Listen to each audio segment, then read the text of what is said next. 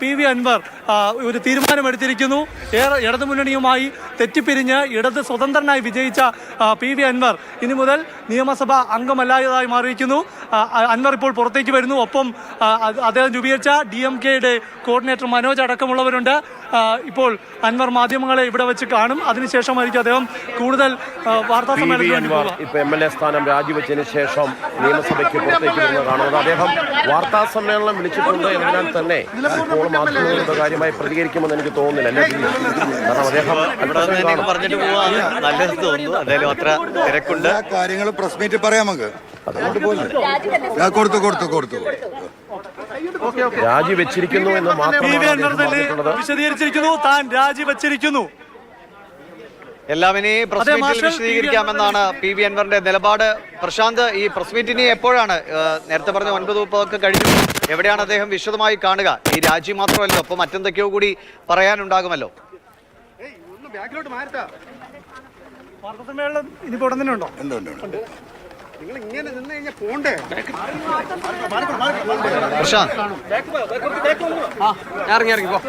എന്തായാലും വാർത്താ സമ്മേളനത്തിൽ PV അൻവർ ഇക്കാര്യങ്ങൾ വെളിപ്പെടുത്തുമെന്ന് തോന്നുന്നു.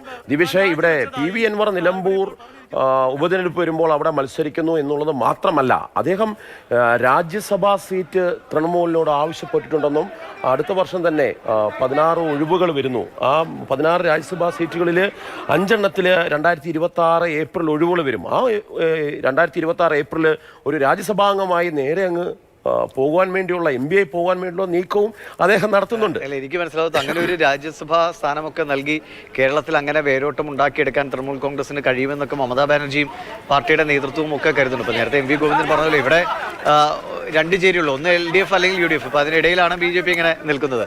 മറ്റൊരു സാധ്യത കൂടി കേരളത്തിൽ ഉണ്ടോ എന്നത് കൗതുകരമായ കാര്യമാണ്. അങ്ങനെ അവർ ചിന്തിക്കുന്നുവെങ്കിൽ, അതായത് കേരളത്തിന്റെ രാഷ്ട്രീയ ചരിത്രം എടുത്ത് പരിശോധിച്ചു കഴിഞ്ഞാൽ നമുക്കറിയാം, നേരത്തെ ദിവിഷ സൂചിപ്പിച്ച പോലെ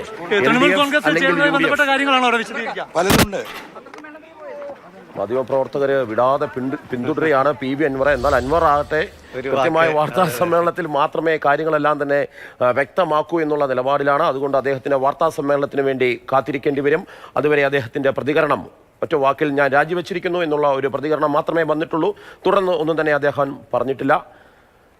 പക്ഷേ ഈ ആരോപണങ്ങൾ തുടങ്ങുന്ന സമയത്ത് എത്രത്തോളം വീറും വാശിയോടും കൂടിയിട്ടാണ് PV അൻവർ പ്രതികരിച്ചിരുന്നത്. അത് പാർട്ടിയിലെ ഈ കുടില തന്ത്രങ്ങൾ ചമയിക്കുന്നവർക്കെതിരെയാണ് തൻ്റെ യുദ്ധം. അത് പാർട്ടിക്കെതിരെയല്ല, പാർട്ടി സഖാക്കൾക്കെതിരെയല്ല എന്നൊക്കെ ആവർത്തിച്ച് പറഞ്ഞുകൊണ്ടാണ് അദ്ദേഹം ആരോപണങ്ങൾ ഉന്നയിച്ചത്. പിന്നെ അതിൽ വലിയ വാദപ്രതിവാദങ്ങൾ നടന്നു, അന്വേഷണങ്ങൾ നടന്നു. പക്ഷേ മനസ്സിലാകുന്ന കാര്യമുണ്ട് ദിവിഷ്, അതായത് PV അൻവർ ഒരു ഇടതു സ്വതന്ത്രമായിട്ട് വരികയും സ്വതന്ത്രമായ നിലപാടുകൾ സ്വീകരിക്കുകയും എല്ലാം ചെയ്യുന്ന സമയത്തും CPM-ന്റെയും CPF-ന്റെ ഒരു വിഭാഗത്തിന്റെയും ശക്തമായിട്ടുള്ള പിന്തുണ അദ്ദേഹത്തിനുണ്ടായിരുന്നു. എന്നാൽ അദ്ദേഹം മുഖ്യമന്ത്രിയുടെ ഓഫീസിനെതിരെയും P ശശിക്കെതിരെയുമുള്ള ആരോപണം ഉന്നയിക്കുകയും ആ ആരോപണത്തിലൂടെ മുഖ്യമന്ത്രിയെ ലക്ഷ്യം വെക്കുകയും ചെയ്യുന്നു മനസ്സിലറിഞ്ഞതോടുകൂടിയാണ് പാർട്ടി പൂർണ്ണമായിട്ടും PV അൻവറെ കൈവിട്ടത്. PV അൻവറെ കൈവിട്ടതോടുകൂടി ഒപ്പം നിന്ന KT ജലീൽ ഉൾപ്പെടെയുള്ള മാറി. എന്നാൽ റസാഖ് ഉൾപ്പെടെയുള്ളവർ ഇപ്പോഴും അദ്ദേഹത്തെ പിന്തുണയ്ക്കുന്നുണ്ട്. അതുകൊണ്ട്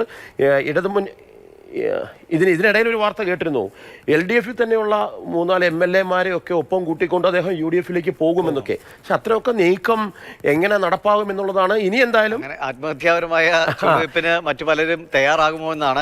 ഇനി എന്തായാലും നിലമ്പൂർ ഉപതെരഞ്ഞെടുപ്പ് എന്നുള്ളതാണ് ഇനിയുള്ള ലക്ഷ്യം. അപ്പോൾ ആ നിലമ്പൂർ ഉപതെരഞ്ഞെടുപ്പിൽ വിജയിക്കണമെങ്കിൽ PV അൻവറിന്റെ മുമ്പിൽ വരുന്ന ഏറ്റവും വലിയ പ്രതിസന്ധി UDF-ൽ ഇല്ലാതെ സ്വതന്ത്രനായി അദ്ദേഹത്തിന് ജയിക്കാൻ പറ്റുമോ എന്നുള്ളതാണ്. അല്ല, ഒരു പ്രശ്നം PV അൻവർ ഇങ്ങനെ ഒരു രാഷ്ട്രീയ സാഹചര്യം ഉണ്ടാക്കിയെടുക്കുമ്പോൾ ഇനി LDF-ലും UDF-ലും പ്രധാനപ്പെട്ട വിഷയം നിലമ്പൂരിൽ ആര് മത്സരിക്കണം എന്നതുകൂടിയാണ്. അപ്പോൾ അവരുടെയും സങ്കീർണമായ ചർച്ചകൾക്ക് വഴി തുറക്കുകയാണ് PV അൻവർ.